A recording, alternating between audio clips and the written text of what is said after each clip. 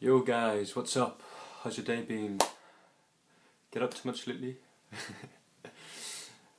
Well, you know what? If you want us to say anything at all, just put it in the comments below and I'll reply. You know, I'm all ears. But anyways, as you can probably tell by the title, I want to talk about Tokyo Ghoul right now because this chapter is fucking amazing. So, as always, I think I'm going to start at the start because the start is the best place to start. So, basically, on the first page, I thought it was kind of noteworthy that Sasuke and the Qs were all talking about the fact that ever since the video was released, the ghouls have become a lot more, cautious. And I was just going to say, I don't fucking blame him, man. I mean, after seeing what that video of what happens to the ghouls whenever they're caught, I kind of get why they would be just a little bit cautious. You get me? Why they're just trying to be a bit more careful to not get fucking caught by the CCG. Because I mean, that fucking video was brutal.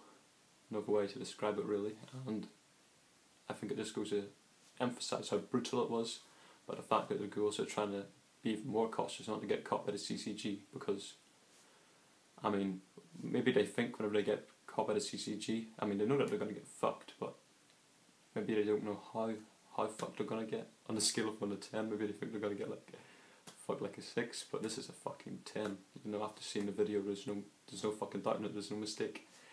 So I just thought that was worth noting, and then quite rather face palmingly, I should say, we see Shirazu and Uri running away from Sasuke at the start, and Sasuke's like, no, come back, and then they're like, nope, we're running off. And I'm just thinking, you know, these motherfuckers haven't learned anything from chapter 1, you know? These guys haven't learned anything about listening to their boss, and they've got to learn that soon, because they nearly got fucked up this chapter. They might get fucked up next chapter. I don't think so though, because they're pretty important characters and they're pretty, you know, underdeveloped as it is, so it would be kind of a shame to kill them off. It would be not really a good writing advice. You'd rather, you know, develop them first before killing them. I'd say, you know, definitely. I have read an awful lot of these mangas in the past, so I kind of know how they go, but you never fucking know. I mean, I know that this author, he can be a troll, he can throw curveballs and cue balls, and he can just you know, he can just troll the fuck out of his audience. So that was just my dog barking there, and he still is. But yeah, I mean, like, he can throw in curveballs and he can just do shit. So I mean, if they did die, it makes Tsukiyama's job a lot more easier, and it could give us Kaneki returning. But then I don't think they're gonna die, because it's not very it's not very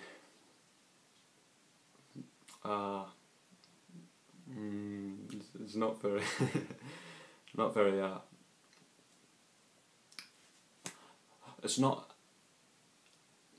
a very good idea in terms of writing to kill off undeveloped characters, for lack of a better word. And if you saw me flick here, I was just trying to get the hair out of my eyes because it was annoying me. I'm not fucking just doing this for the sake of it. But anyways, yeah, so what happens next? They run off and they meet Kane, and then Kane says another thing I'm thinking. He's like, what's she like? He says,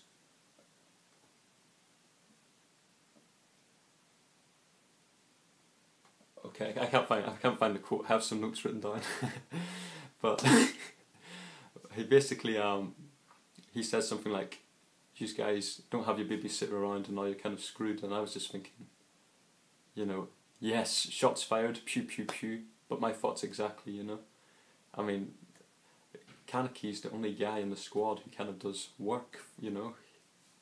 Well, Yuri does a bit of work, but it's just Kaneki mainly. And I mean, there has been a notable time skip though, actually, now that I think about it. There's been like a half a year time skip, so I suppose they could have some more powers. And you know, we kind of see that with Mutsuki, which I will get to in a minute. But yeah, I was just thinking these guys are not going to be able to fight Kane without Kaneki, and you know, Kane was so right on about that comment. So anyway, we see Yuri. It kind of foreshadows a bit that he's got like some kind of Super Saiyan upgrade, some uber fucking upgrade of like power or some shit. So this kind of piqued my interest, and then I think it kind of swaps the panels to Kaneki fighting off against the Yamori clan, the fucking, you know, the white suit ghouls, and this was fucking amazing for me. Like, I'm not even joking, I had fucking goosebumps tingling down my fucking spine whenever I saw the finger cracking and the fucking, just the white suits fighting Kaneki or Sasuke really. It just reminded me of the Kaneki versus Jason fight, which is like probably one of my favourite fights in any fucking manga for that instance or anime, so I was fucking just, I fucking loved it, man. I fucking loved it. And then after that I think we see Mutsuki go in to fight to fucking the rapist Torso.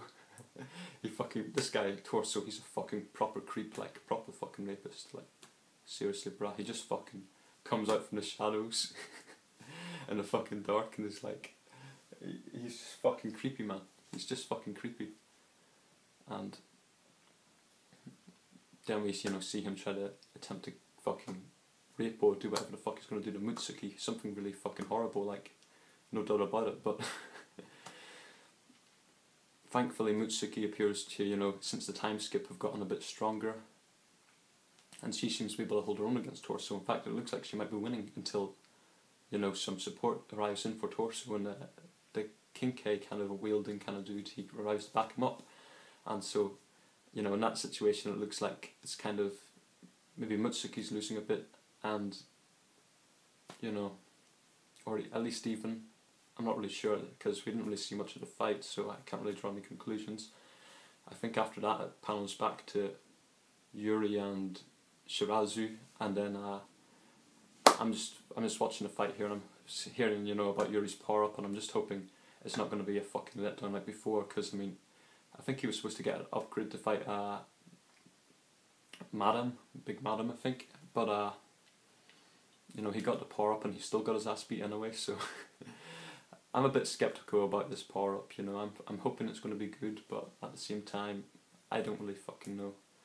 I'm hoping, you know, he's got something up his sleeves, because I don't mind Yuri. I think he's an alright character, you know.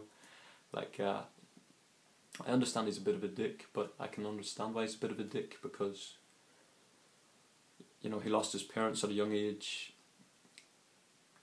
He seems to be kind of socially underdeveloped, like his social skills are a bit lackluster, and also, you know, just from that it seems like in his life he's just got his work at CCG, you know, he's just got his goal, his one goal, which is, you know, to get promoted, to get to the fucking top. But, you know, he's always getting all these obstacles in his way, and it's just not going right for him, you know. I mean, the guy needs a better hobby, for lack of a better phrase, you know. But yeah, I mean, I kind of get Yuri, because he's a bit of a negative person, but I kind of understand him, you know. I get him, because look at the life he's been kind of given, you know. He's not really got anything for him outside of his work, and if his work's getting fucked up, or people are fucking up his work, he's not going to be happy. So yeah, I mean, then I think we see Shirazu. Now this was a really interesting development for me, because I was thinking, whenever I saw Shirazu, you know, take out the Kinkei, you know, the Nutcracker one he got, he was kind of a bit hesitant about using it. Now this is really interesting character development for Shirazu, and I've noticed this the last lot of chapters, and I'm sure you have as well. Like, it's kind of out there a bit, I'm not really sure. But, you know, I think it seems like he's a bit hesitant to use the Kinkei, and I'm just thinking, like, this however could have three outcomes if this character development goes on, because it has been going on for a few chapters. It's either going to mean A, he gets killed in action because he's too scared to use his Kinkei or whatever. Probably not very likely. B, he becomes more sympathetic to the ghouls, and I mean, if Kaneki becomes a ghoul, he might be more sympathetic towards him. Maybe even go with Kaneki, you never know. You know, if Sasuke becomes fucking a ghoul again, Shirazu might be more sympathetic towards him, or you know, see something fucking else I don't fucking know. Maybe nothing will come of the development at all, and I'm just reading too much into it. But I mean, it's interesting nonetheless. And then this is the moment I've been waiting for. We see Yuri freaking unleash his Super Saiyan fucking powers. Like, damn, he fucking smashes Kanye into a wall, and it looks like he's got him. It looks like he's fucking, you know, wrecking Kanye right now. But of course, I'm not sure. Kanye could have somewhat of a comeback here. He could, in the next chapter, you know, just go ham and destroy Yuri. You know, it could be like last time whenever I think, oh, Yuri's gonna fuck some shit up, and then he's the guy who gets fucked up. But I guess we'll see.